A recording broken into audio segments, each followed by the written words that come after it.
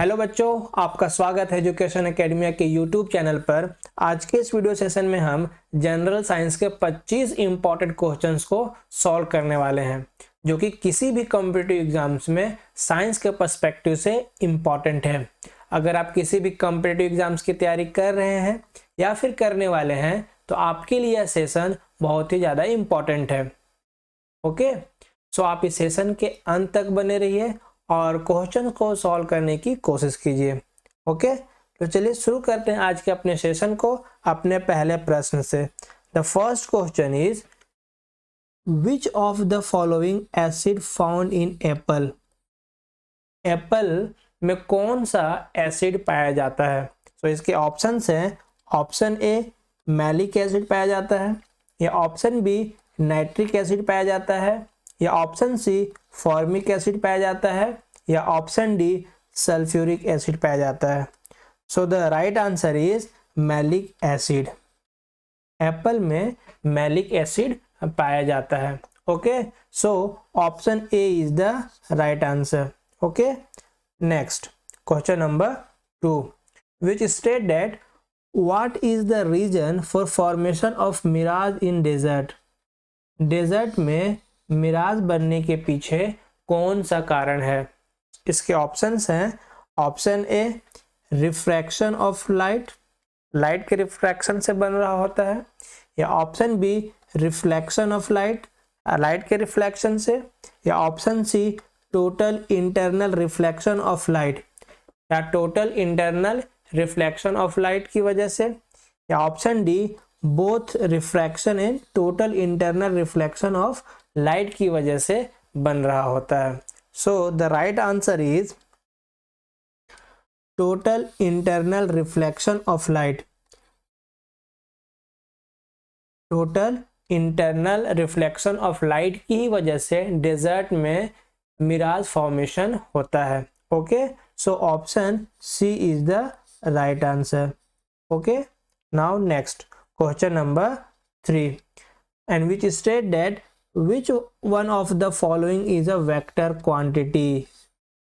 नीचे दिए गए ऑप्शंस में से कौन सा क्वांटिटी एक वेक्टर क्वांटिटी को शो कर रहा है? इसके ऑप्शंस हैं, ऑप्शन ए मोमेंटम, या ऑप्शन बी प्रेशर, या ऑप्शन सी एनर्जी, या option D work. So the right answer is momentum.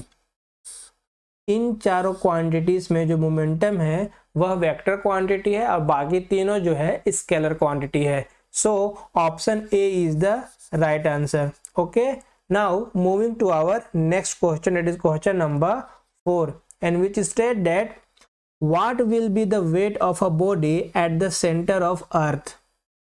अर्थ के सेंटर में किसी भी बॉडी का वेट कितना होगा?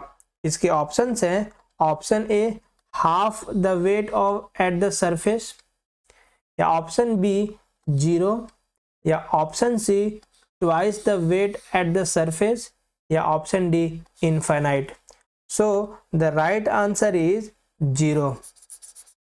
अर्थ के सेंटर पे किसी भी बॉडी का जो वेट होगा वह 0 होगा। Okay, so option B is the right answer. Okay, now next question number 5, and which state that the rate of change of displacement with time is known as। समय के साथ अगर किसी भी ऑब्जेक्ट का डिस्प्लेसमेंट जो है वो चेंज हो रहा है, सो उस रेट को क्या कहा जाएगा? सो इसके ऑप्शंस हैं, ऑप्शन ए फोर्स, या ऑप्शन बी एक्सीलरेशन, या ऑप्शन सी रिटार्डेशन, या option D velocity. So the right answer is velocity। The rate of change of displacement with time is known as velocity। Okay, so option D is the right answer। Now next question number 6, which state that which of the following is not one of the fundamental quantities in physics। नीचे दिए गए option में से कौन सा quantity एक fundamental quantities नहीं है? ओके, तो इसके ऑप्शंस हैं, ऑप्शन ए लेंथ, या ऑप्शन बी टाइम, या ऑप्शन सी वेट या option D mass. So the right answer is weight. जो वेट है वह फंडामेंटल फिजिकल क्वांटिटी नहीं है। Okay, so option C is the right answer. Okay, now next question number 7, which state that when an object is transferred from earth to moon, जब कभी किसी भी object को अर्थ से अगर हम मून में उसको ट्रांसफर करते हैं तो ऑब्जेक्ट के साथ क्या होगा। सो इसके ऑप्शंस हैं, option A its mass increases, या option B its weight increases, या option C its mass decreases, या option D its mass remains unchanged. So the right answer is its mass remains unchanged. जब कभी भी किसी भी body को अर्थ से मून पे ट्रांसफर करते हैं तो बॉडी का जो मास है वह अनचेंज रहेगा। जैसा अर्थ पे उसका मास है वैसा मून पे भी उस बॉडी का मास रहेगा। सो बॉडी के मास में कोई भी बदलाव नहीं होगा। Okay, so option D is the right answer. Okay, now moving to our next question, it is question number 8, and which state that in what form is nitrogen present in urea. Urea में nitrogen किस form में मौजूद होता है।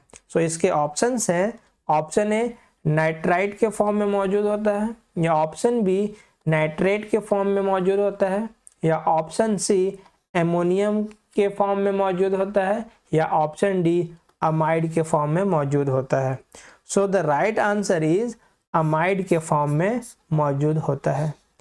Urea में जो nitrogen है वो अमाइड के रूप में मौजूद होता है। Okay, so option D is the right answer. Okay, now next question number 9, and which state that which element is responsible for the bright red color observed during the bursting of firecrackers। फायरक्रैकर्स के जलने के time में, burst होने के time में जो red colour दिखता है वह किस एलिमेंट की वजह से होता है। सो इसके ऑप्शंस हैं, ऑप्शन ए स्ट्रोंटियम, या ऑप्शन बी सोडियम, या ऑप्शन सी सल्फर, या option D magnesium. So the right answer is strontium. Strontium की वजह से फायर क्रैकर जब बर्स्ट होता है उस दौरान रेड कलर हमें दिखाई देता है। Okay, so option A is the right answer. Okay, now moving to our next question, that is question number 10, and which state that brass is an alloy of which of following metals. जो brass है वह किन metals का alloy है। इसके options हैं, option A copper and tin का, या option B copper and zinc का, या option C lead and tin का, या option D zinc and nickel का। So the right answer is copper and zinc का। जो ब्रास है वह कॉपर और जिंक का एलॉय है। Okay, so option B is the right answer. Okay, now next question number 11, which state that which non-metal is commonly used for disinfecting water। Water के disinfection में किस नॉन मेटल का use किया जाता है। इसके ऑप्शंस हैं, ऑप्शन ए क्लोरीन का यूज किया जाता है, या ऑप्शन बी ब्रोमीन का यूज किया जाता है, या ऑप्शन सी आयोडीन का यूज किया जाता है, या फिर ऑप्शन डी सल्फर का यूज किया जाता है। So the right answer is chlorine. Water को डिसइंफेक्ट करने के लिए क्लोरीन का यूज किया जाता है। Okay, so option A is the right answer. Okay, now moving to our next question, it is question number 12, and which state that soyabeans are rich in which of the following। Soybean के अंदर सबसे अधिक मात्रा या उसमें सबसे अधिक मात्रा किस चीज की होती है। इसके ऑप्शंस हैं, ऑप्शन ए प्रोटीन्स की, या ऑप्शन बी विटामिन ए की, या ऑप्शन सी मिनरल्स की, या ऑप्शन डी कार्बोहाइड्रेट्स की। So the right answer is proteins. Soybean के अंदर प्रोटीन अधिक मात्रा में मौजूद होता है। Okay, so option A is the right answer. Okay, now moving to our next question, it is question number 13 and which state that which of the following is not a gaseous air pollutants। इनमें से कौन सा जो gas है वो air pollutant नहीं है। इसके ऑप्शंस हैं, option A oxides of nitrogen, या ऑप्शन बी हाइड्रोकार्बन, या ऑप्शन सी स्मोक, या option D oxides of sulphur. So the right answer is hydrocarbon. Hydrocarbon जो है वह गैसियस एयर पॉल्यूटेंट नहीं है। Okay, so option B is the right answer. Okay, now moving to our next question, it is question number 14 which state that the most abundant metal in the earth crust is। अर्थ के crust में सबसे अधिक मात्रा किस metal की है। इसके options हैं, ऑप्शन ए जिंक की, या ऑप्शन बी कॉपर की, या ऑप्शन सी एल्यूमिनियम की, या ऑप्शन डी आयरन की। So the right answer is aluminium. Earth के क्रस्ट में सबसे ज्यादा एल्युमिनियम मेटल की मात्रा है। Okay, so option C is the right answer. Okay, now next question number 15 which state that dolomite is an ore of which of the following metals। किस metal का dolomite ओर है, वो जो डोलोमाइट है वो किस मेटल का ओर है। सो इसके ऑप्शंस हैं, ऑप्शन ए स्ट्रोंटियम, या ऑप्शन बी पोटेशियम, या ऑप्शन सी एल्यूमिनियम, या option D calcium. So the right answer is calcium. जो डोलोमाइट है वह कैल्शियम का ओर है। Okay, so option D is the right answer. Okay, now next question number 16 which state that what is dominant chemical present in detergent powder। Detergent powder में किस chemical की मात्रा अधिक होती है।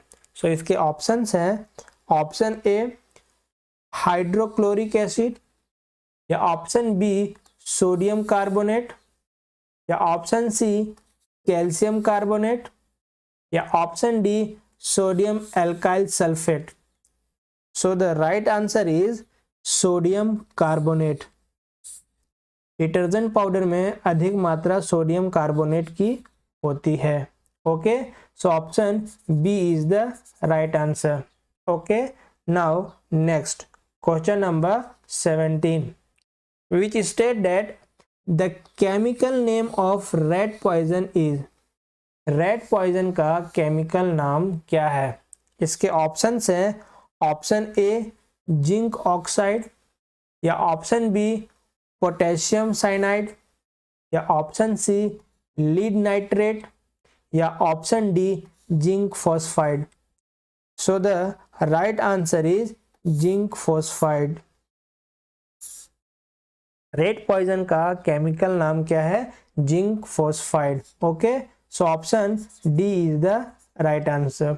Okay, now moving to our next question, it is question number 18 and which state that maximum permissible concentration of total hardness in drinking water is।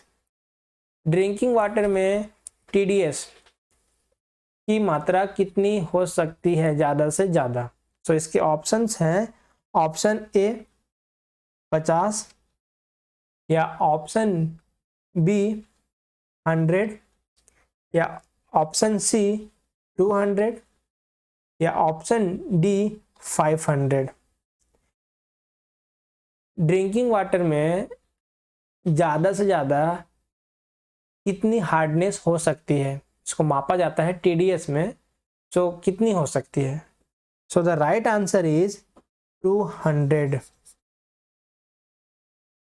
कितनी हो सकती है अधिक से अधिक? 200। Okay, so the right answer is 200. Okay, so option C is the right answer. Okay, now moving to our next question. It is question number 19, which state that which ancient Indian physician is known as the father of surgery? किस Indian physician को father of surgery के नाम से जाना जाता है? सो इसके options हैं, ऑप्शन ए चरका, या ऑप्शन बी सुश्रुत, या ऑप्शन सी नागार्जुन, या option D Vagbhata. So the right answer is Sushruta. Sushruta को फादर ऑफ सर्जरी के रूप में जाना जाता है। Okay, so option B is the right answer. Okay, now moving to our next question, it is question number 20, and which state that what is the gene called which have 2 or more than 2 characters? ऐसे gene को क्या कहा जाता है जिनके पास 2 या 2 से अधिक कैरेक्टर्स मौजूद होता है? तो इसके ऑप्शंस हैं, ऑप्शन ए डुप्लीकेट जीन, या ऑप्शन बी प्लियोट्रॉपिक जीन, या ऑप्शन सी पॉलीमेरिक जीन, या option D multiple gene. So the right answer is pleiotropic gene. ऐसे जीन जिनके पास 2 या 2 से अधिक कैरेक्टर मौजूद होता है उनको प्लियोट्रॉपिक जीन कहा जाता है। Okay, so option B is the right answer. Okay, now moving to our next question, that is question number 21, and which state that what is a jelly like substance found floating inside the plasma membrane called? Plasma membrane के अंदर जो jelly like substance float हो रहा होता है उसे क्या कहा जाता है? तो इसके ऑप्शंस हैं, ऑप्शन ए सेल सैप, या ऑप्शन बी साइटोप्लाज्म, या ऑप्शन सी कैरियोप्लाज्म, या option D mitochondria. So the right answer is cytoplasm. जो प्लाज्मा मेम्ब्रेन के अंदर जो जेल लाइक सब्सटेंस मौजूद होता है उसे साइटोप्लाज्म कहा जाता है। Okay, so option B is the right answer. Okay, now next question number 22, and which state that filariasis is caused by? Filariasis जो डिजीज है वो किस माइक्रो ऑर्गेनिजम्स के द्वारा होता है, या किस ऑर्गेनिजम्स के द्वारा होता है? सो इसके ऑप्शन है, option A round worms, option B pin worm, या ऑप्शन सी हुक वॉर्म, या option D none of this. So the right answer is round worms.